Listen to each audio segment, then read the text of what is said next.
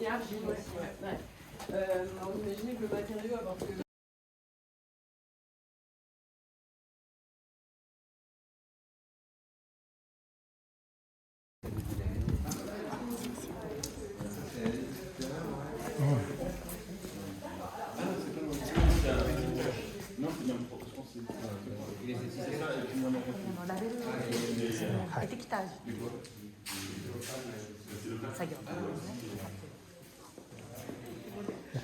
そういう意味で、はい、ミュージック系だったらがお好きなんですかね。いや美容っていうか美味しいワインが好き。そこですね。そうですね。ベルナード・ゴール茶は本当に美味しいので私も好きで、はい、どうしてご存知だったのかなとか、まあそうですね、そういう。まあでもフードですか。Et même en plus le bouchon un peu là, vous voyez, là les bols à débordement, ça permet de faire monter le volume jusque là et d'avoir une surface de contact très petite par rapport aux énormes volumes. 先ほどの最初にジュースを入れるところここで、ここで一回その檻とかいろんな固形物を下に沈めてからの上の上澄み液をあっちの方に、それをこのままあえて動かすんですね。すごいですね。重力。Si, en dehors de l'aspect esthétique, c'est très joli. Voilà, Donc vous êtes amené ça là-bas ou Comment? Vous êtes amené le bout, vous venez ici. Alors le rouge, pressoir, oui. Le pressoir, non, en fait on presse ici, vous voyez, le voyez, c'est le pressoir, c'est là-bas. Ça tombe dans un bac. Oui. Voilà. Voilà. Et après on envoie les jus dans cette cuve-là. C'est cette cuve-là. Là, derrière. Ah, ok. Ah, ça c'est une cuve longitudinale qui peut être refroidie. Vous voyez, un système de refroidissement. Ça dépose. Et nous, on prend la partie claire. Oui, ok, d'accord. On le remet dans une autre cuve. Ok, là-bas. Et après, on envoie là-bas. Et enfin, on se déplace. Voilà, avec la gravité. Exactement. Et après, ça fermente là-bas et ça reste là-bas en fermentation. Donc la sédimentation, c'est vite parce que... C'est moins de 12 heures en général. Ça se passe très rapidement. Avec ça Alors là, oui. Parce que normalement, c'est plus... Nous, on n'a pas de... C'est mécanique. Oui. C'est pour ça qu'on utilise des cuves longues, parce que la surface de contact est plus importante, donc ça dépose mieux. Oui. Et puis il y a du froid, donc ça accélère. Donc parfois c'est moins que 12 heures. Mais nous on ne fait pas des gros débourbages, je disais. On fait des débourbages légers parce qu'on a besoin de la matière avec les levures qui sont dedans. Ok, j'ai compris. 完全な清涼化ではないっていうのもその速さの中に入ってます。Une résine, ça. Ça veut dire qu'il n'y a rien, il n'y a pas de résine, il n'y a pas de peinture, c'est directement le béton. Oui, 本当のコンクリートだそうです。生っぽい嫌で、 Ouais. 普通のこうなんか塗るんですね、その薬剤を。 Mais nous on recherche ça pour avoir un aspect respirant. Oui. Dans le béton, ça respire. やっぱ呼吸ができる。 Quand vous nettoyez, vous mettez quelqu'un dedans qui aspire. Alors jusqu'à il y a 2 ans, on faisait ça. Donc en l'occurrence, c'était moi. avec un Karcher au chaud, au froid, voilà. Et sauf que quand il fait 80 degrés, il n'y a rien. Et donc maintenant, on a un nouveau système qui est génial. C'est quoi? Génial pour moi parce que vous avez plus de temps. Eh bien en fait, c'est un système qui sans être dedans. Sans être dedans. Et puis en fait, toute seule. Voilà, tout seul. Et moi je le mets là en haut. Hop, je ferme la porte. J'ai un écoulement et puis je vais faire autre chose. C'est super. Et ça 自動的にここ出てくるので、また違うことしながらも勝手にやってくれる。本当にそうで、しかも危ないんですよ。炭酸ガスが出てしまって。Non, on a acheté parce qu'on veut pouvoir s'en servir exactement. Et puis vous voyez, on n'est pas des foufous non plus. En revanche, qu'il y ait des dépôts, nous ça nous dérange. Voilà, des dépôts tartriques, des dépôts de couleurs. Nous ça nous dérange pas du tout. Voilà, c'est comme ça. Elles ont quel âge? 2005, elles ont été achetées, donc elles ont 20 ans. Ouais, une petite vingtaine d'années. Et ça, c'est des cuves en béton aussi, mais qui sont plus récentes. Voilà. Ça, c'est 83 hectolitres? Oui, exactement. 83 hectolitres. Ouais. Bah oui, alors que eux, leur systématique, ils n'ont toujours pas posé. Combien d'hectolitres? Alors combien d'hectolitres? On fait normalement 50 à peu près. Quand quand l'année est normale, c'est 50. Là, cette année, on est à 48 hecto-hectares. Donc, on est plutôt content. C'était compliqué. Ouais. Juin, c'est ça? Ouais, juin, exactement. C'était vraiment tout le début de saison qui a été très très compliqué. On avait une pression maladie très très forte parce qu'on avait beaucoup d'humidité, beaucoup de pluie et de la chaleur. La chaleur, beaucoup de chaleur. On ne peut pas dire qu'il n'a pas fait beau, il n'a pas fait beau, mais il a fait chaud. On était dans des conditions un peu tropicales, ça ressemblait vraiment à tout le temps. Il y a des maturités qui se sont quand même passées parce qu'on avait sûrement de la chaleur. Après, ça fait des conditions, c'est très végétatif. Quoi. La vigne, d'habitude, à un moment donné, en août, elle s'arrête de pousser. Bah non, elle poussait plus. C'était vert, et puis c'est vous voyez tout le temps des feuilles, même pendant les vendanges. Mais c'est des conditions. On a eu, il a fait chaud, et on a eu une journée et demie de grosses pluies où on a arrêté de vendanger. Mais sinon, on a eu des conditions plutôt bonnes. Ça conditionne beaucoup de choses, nous, quand même, le climat. Alors, à la fois pour les vins, ça donne un caractère, ça forge le caractère d'un vin sur entre grosso modo mars et les vendanges, mais ça conditionne aussi la capacité de nos vendangeurs à ramasser. Et nous, on ramasse pendant 3 semaines et demie avec 50 personnes. Ouais, tout à la main. Donc c'est vrai, ça peut paraître, mais c'est vraiment important. C'est hyper important. C'est compliqué de tenir. J'ai envie de vous dire, on a un noyau dur de 25 vendangeurs locaux qui sont toujours les mêmes. Voilà, et puis après, il faut trouver les 25.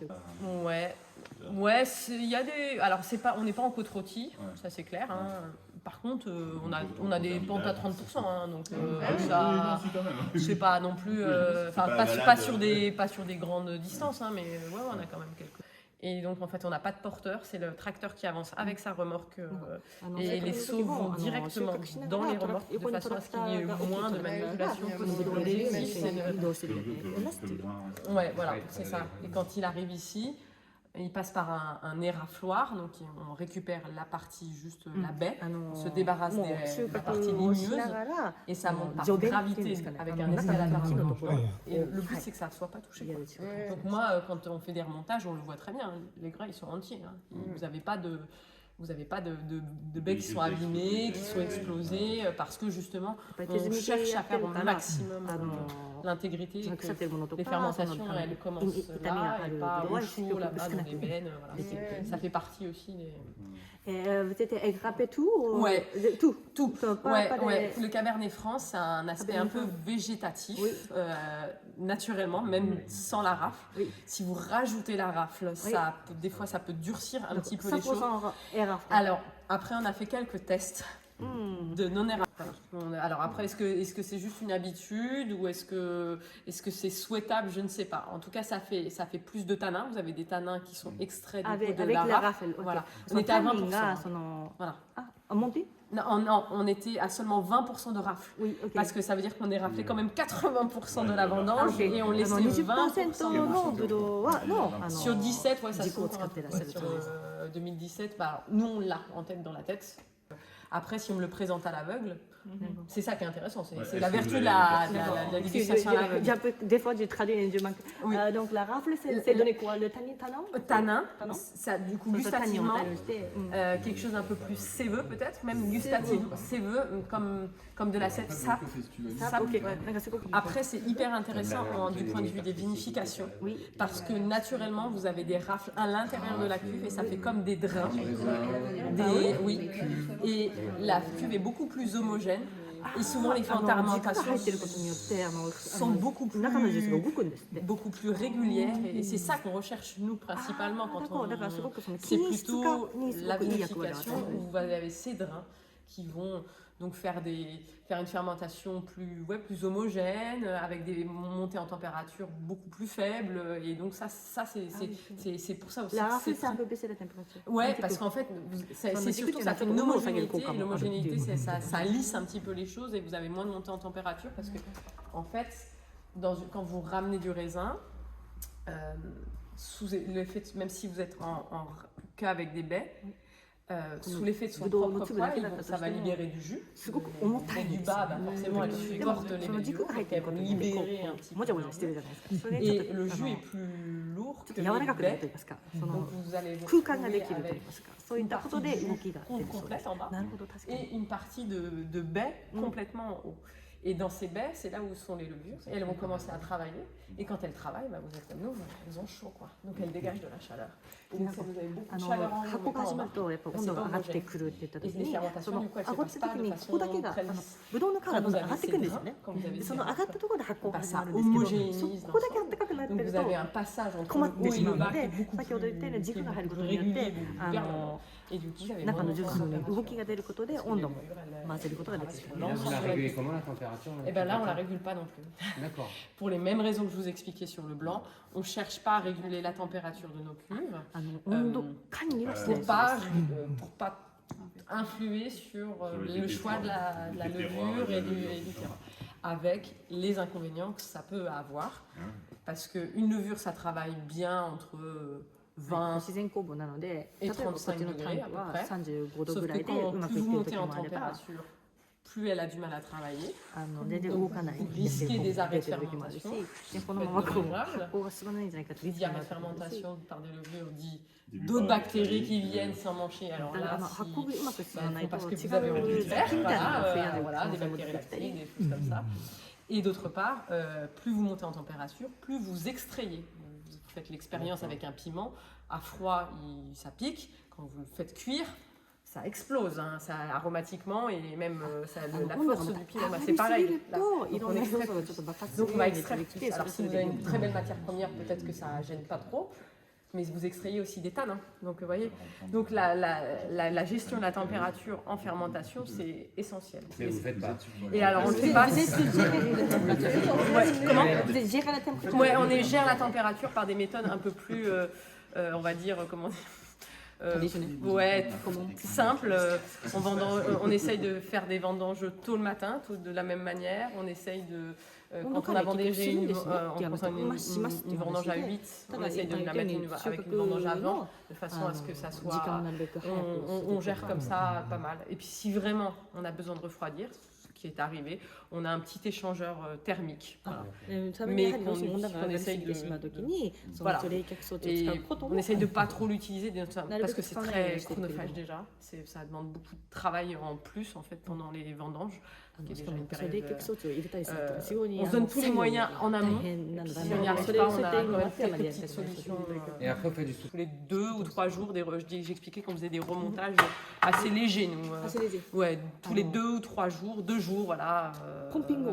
Ce qui n'est pas énorme en fait. 下からジュースを上に上げて、その上に上に ça dépend des levures. ブドウの皮とかが上がって、この皮というか熱くなってく En るといろん général, な c'est ものを entre 少 une し沈め semaine る et ため 3 に下 semaines. からそのブドウジュースになった分を Mais après, nous, on ロ ne モンター cuve ジ pas ュっていう forcément なるべく pendant し 3 ないようにし semaines. て On peut finir les fermentations, ce qu'on appelle en jus. On leur enlève leur baie et elles finissent pour pas trop extraire non plus. Vous voyez. Vous enlevez le surnageant, mais vous le laissez. Alors après, du coup, on récupère les jus qui se sont écoulés naturellement, ce qu'on appelle des jus de goutte, qui se sont écoulés par effet de poids. Et on récupère toutes les baies et on les met dans un pressoir. Alors, ça, là, vous avez parlé des soufres peut-être, non? Comment? Vous avez parlé des soufres? Non, c'est pas. Non, je disais sur le soufre. Si on utilise, vous me parlez du soufre? Ah, vous êtes parlé de quoi, pardon? Vous êtes, je parlais des levures qui, quand on finit les fermentations, on enlève les baies. Mais du coup, c'est difficile parce que parfois on se prive d'une population levurienne qui est présente sur les pots et les fins de fermentation peuvent être difficiles. Donc c'est toujours un moment, il faut bien choisir le moment. Ah oui, moment. Le moment où entre. Pas refermenter. Voilà. Bio en général, vous avez une population levurienne 基本的なやり方はそんな難しくないってことですね。ご C'est 自宅ではできますよっていう。ブドウを pas 潰し très てこうやって difficile 発酵すればよ。 parce que le raisin est très propice à faire du 蔵についた酵母がいい酵母じゃないといいわけにはいけないじゃないですか。ね、そう、蔵の酵母ありますよね。 Si, non, Ah, non. vous êtes en bio. Il y a des levures dans le domaine. C'est ce qu'on pense. On pense qu'il y a des levures aussi qui sont présentes aussi dans le chai. Ça, c'est sûr. Enfin, on suppose que c'est des levures, des bactéries, des voilà. Ça fait partie vous en avez forcément, on en voit, hein, c'est visible hein, à l'œil nu, hein, des levures, hein, une population levurienne sur un raisin, c'est la petite prune blanche que vous avez. Et vous voyez, hein, parce qu'il y en a beaucoup. Après, ça s'analyse pas, ça se recherche. Si, ça s'analyse, si vous pouvez. Mais c'est toujours les mêmes sortes ou non, alors, en fonction des déchets, il y a des différences. Ouais, sûrement, ouais. Vous passerez votre temps à faire des analyses, quoi. Mais non, mais par contre, juste pour savoir, ouais, il y a des centres de recherche qui travaillent sur ça, qui disent, bah voilà, on sait qu'en Alsace, c'est plus ce type de levure. Alors, c'est toujours la Saraco.